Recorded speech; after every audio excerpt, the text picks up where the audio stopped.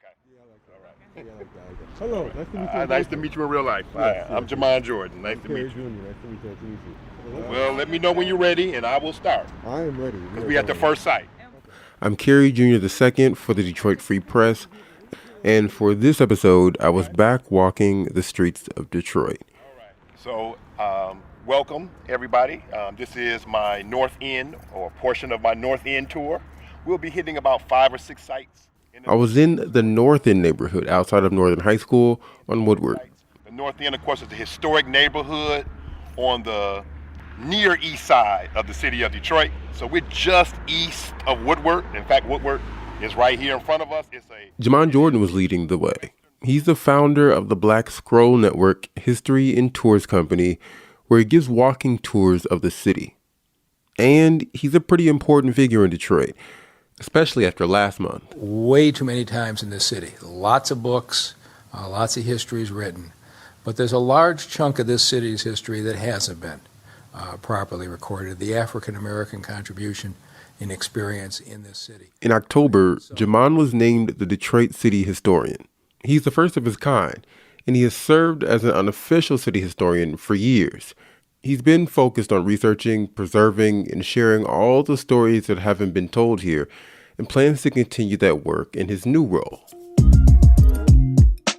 Jamon has a very special gift for this work. We existed before America did. We have an amazing history that includes all cultures, and he's going to be helping us to celebrate that and teach that. Ladies and gentlemen, our first City of Detroit historian, Jamon Jordan.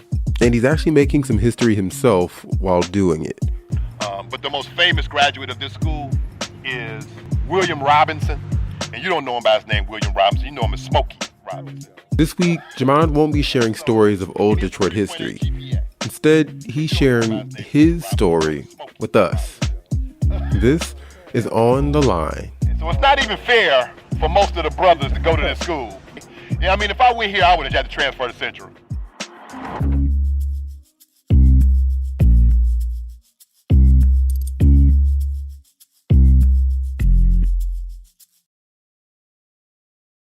Would you introduce yourself? My name is Jamon Jordan. For this story, we worked with my friend Courtney Wise Randolph, who is a writer and journalist and independent media startup, Detour Detroit. I am the historian and tour leader for Black Scroll Network History and Tours, and I am the official historian for the city of Detroit. Courtney was on the mic when we spoke to Jamon in our podcast studio in the Free Press newsroom. We spoke with him via video chat. So were you born and raised in Detroit? Yes, I was born and raised in the city of Detroit, right at the border of Detroit and Highland Park. So if you know the streets Inverness and Bayless and Lawton and those streets, LaSalle, well, that neighborhood is where I grew up. So much of the neighborhood today, many of those streets and those blocks that I grew up on, there's a house and then an empty lot, and then another house, and then an empty lot. But that wasn't my experience growing up. Every one of those houses were still there. Every one of those houses were filled with people, including children. So the streets would be filled with children and all the time that it was daytime. And so where you're walking, there's people everywhere. There's adults on porches. Everywhere you're walking, people are looking at you. They see you. So you're always being watched, whether you know it or not, by the adults in the neighborhood. So it wasn't a chance of me going outside, doing something silly, and thinking that my grandmother and mother weren't going to find out, because one of the other adults in the neighborhood were going to tell my mother and grandmother what I did when I was outside. Jamon's home was also on the edge of Highland Park, where his grandmother lived, and he went to schools in both neighborhoods at different times. The elementary school I attended for 2 years was Halley, and then I went to Highland Park schools. I went to Liberty Elementary. I went to Henry Ford Middle School in Highland Park, and then I also went to Post Middle School in Detroit. What were your teachers like? Did you learn Black history in school, or did you pick it up on your own? Well, I have to say probably my whole school career really was predominantly African-American teachers. It wasn't solely African-American teachers, but my kindergarten teacher, Miss Posey, was a Black woman. but I remember her trying to teach us Black culture. So she was teaching us some of the songs, some of the dances, some of the chants that the African Americans created, from the spirituals, Go Down Moses, all the way to Hambone. What the teachers have done in Detroit and Highland Park Public Schools is they have what was called Black Heritage Day. Most teachers were limited to Martin Luther King Jr., Harriet Tubman, George Washington Carver, but there were a few teachers who went above and beyond that. I had a teacher, she was Miss Harrison then, but she's Miss Mims now. She's my 5th grade teacher. And she bought us she bought books. So they were about Black people's spiritual ideas when they were enslaved, how they held on to their culture. She bought books that talked about African kings and queens. And so I didn't know it then. I just thought this was just, normal school. I didn't know that this was, something that I would end up really being interested in later on in my life. By the time I got to middle school, it became clear that there were Black teachers, particularly Black women teachers, they had taken on teaching as a mission. You leave with some agency, with a mission to do something for your community. It was a theme at his school, and one that would have a great impact on where he is now. By the time we're in middle school, we know that you ought to be proud to be Black, and you ought to be doing something or learning something that's important to the whole community. No, many people don't know what they're going to do. When does the shift happen in you where you recognize that you're going to take on this mission yourself? Well, I wasn't a great student. I'm going to be clear about that. So when I get to my senior year, it's clear that I'm not going to graduate on time. I don't have enough credits to graduate on time. So I have to go to adult ed to finish. When I ended up having to go to adult ed, it forced a few changes. Now, one is, by this point, I'm kind of been studying and reading books about the Black Panther Party, about Marcus Garvey. Of course, I listen to a lot of hip hop, and a lot of hip hop is talking about this Black history. That's the kind of music that I'm listening to in the mid to late 80s. And so I'm writing reports and doing presentations in my adult ed class about this stuff because it's so interesting. And I graduate and I attend Western Michigan University.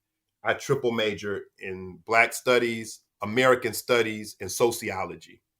And on campus, I was an activist. And when I graduated, I came back to the city of Detroit as a social studies teacher. Jamon taught social studies at a few schools before he eventually landed a position as a teaching assistant at Inseroma Institute Public School Academy. There, Black American and African-centered history and culture are already in the curriculum. And so that part was not the issue, but a lot of Detroit history was missing. And that has been in every school that I've ever taught at. Detroit's Black history is not a major part of the Black history story. And so I began to add that to my teaching. How Detroit is a part of the Black Power movement, of the Underground Railroad, of the Civil Rights movement, of music. It wasn't part of anybody's curriculum to tell all this rich Detroit Black history. So I had to come up with it. And the best way that I thought to come up with it was to take them to the places where this history happened. And as I left Inseroma and was at other schools, I did the same thing at those schools. And the parents are coming too, because parents are chaperones on some of the trips. Some of them are grandparents. I'm 50, 60, whatever. And I've been here my whole life and I never knew this. And so they're telling people. And so now people are calling me and saying, I hear you got a field trip with the students on Friday. Can I come? And I'm like, hold on. You just can't come on a field trip with children. That ain't how it works. So I began doing this on the weekends and in the summers for those people who aren't a part of my class. And that's how his tour company, Black Scroll Network, came to be. He's been doing it full time since 2016. After the break, Jamon's plans for his role as Detroit's first official historian.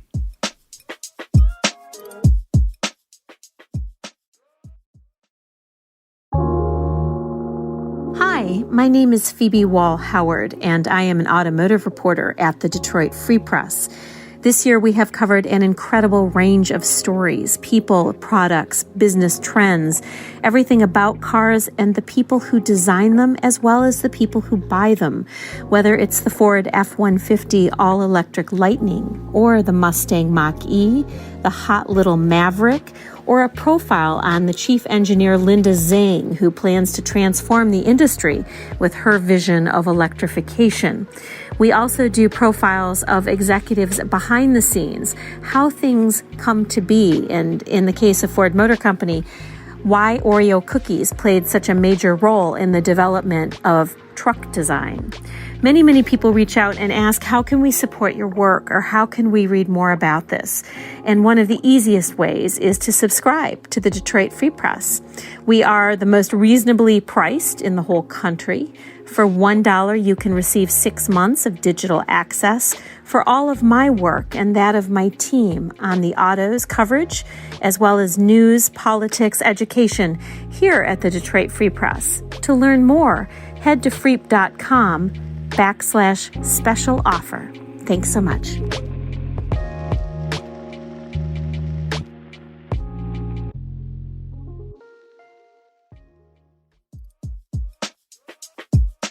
We're back, and Courtney Wise Randolph is talking with historian Jamon Jordan about his new role for the city.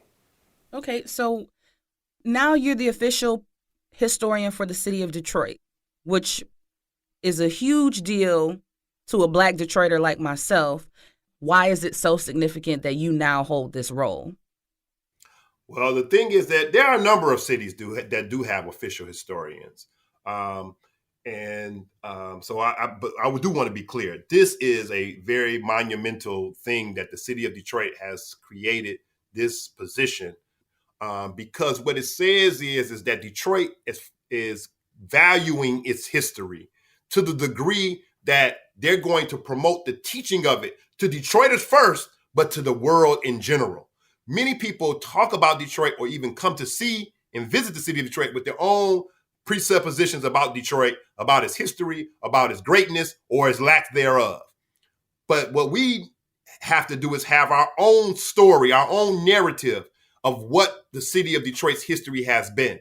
And the fact that the city of Detroit now has a historian to do that is a big deal. And so I'm highly honored to be the inaugural person in the position of the official historian for the city of Detroit. So I want to say that first.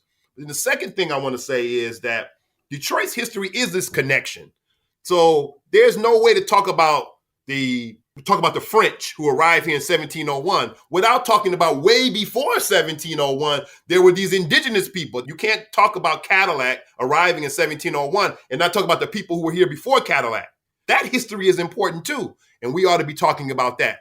For instance, I worked on another project this summer where I was writing about Belle Isle, and I don't even think that I think there are just a couple of sentences on the Detroit Historical Society's encyclopedia on their website that even mention that there are people here before Cadillac gets here.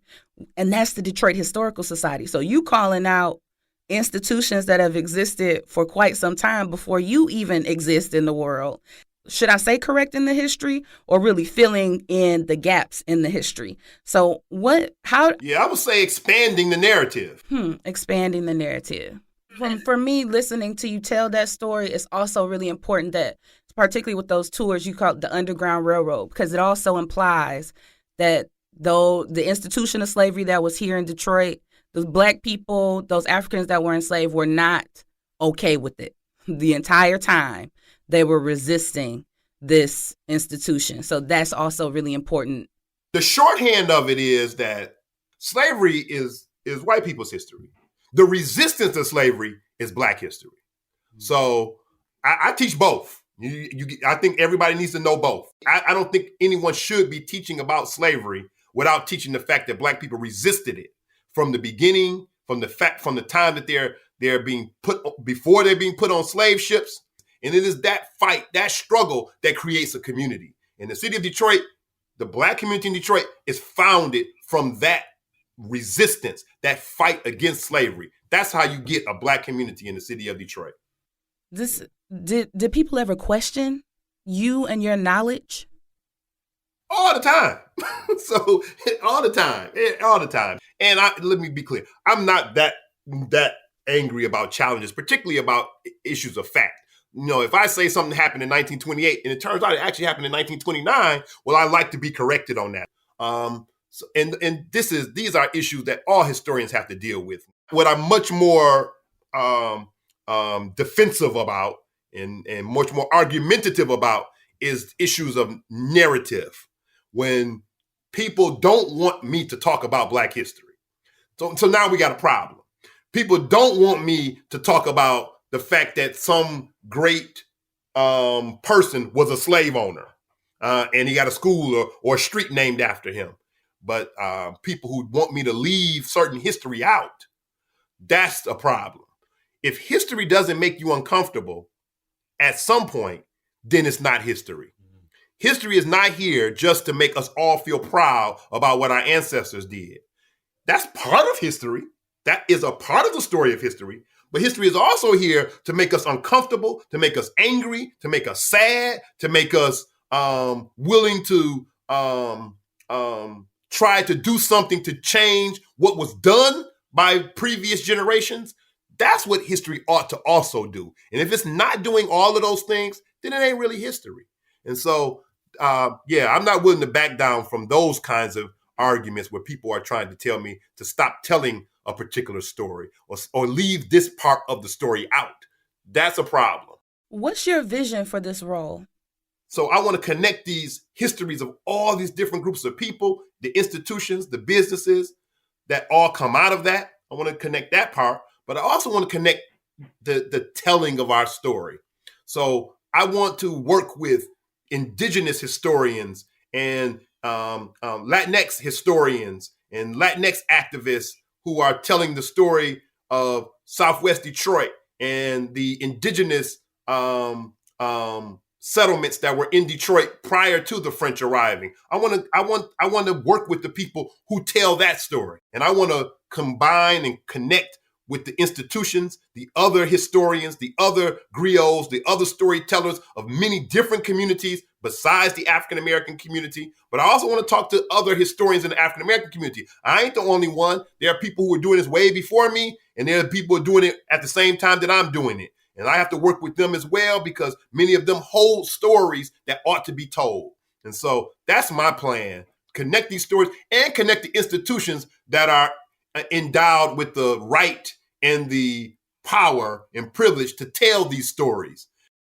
Did you have another question?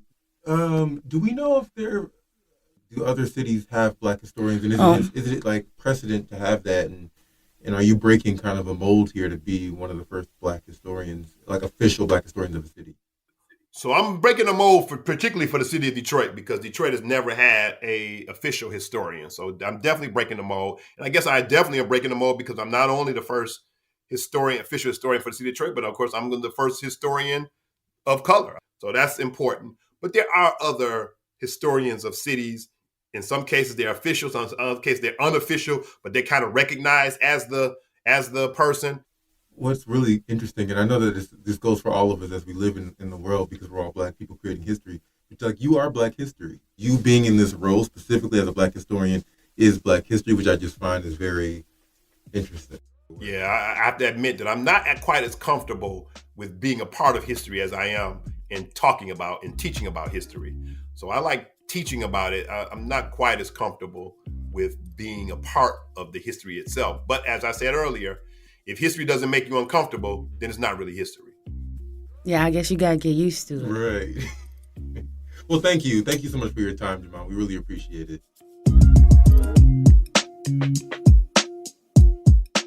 Big thanks to Courtney Wise Randolph for holding down the mic this time. and to Detour Detroit. This episode was produced by me and Darcy Moran with help from Tad Davis. Anjana Delgado and Marianne Struman are our executive producers, and Peter Bhatia is our editor. The music for the show is called Fort Trumbull and was produced by DJ Lost Boy. Thanks as always for listening, and if you'd like the show, leave a rating and subscribe. It really makes a difference. See y'all next week.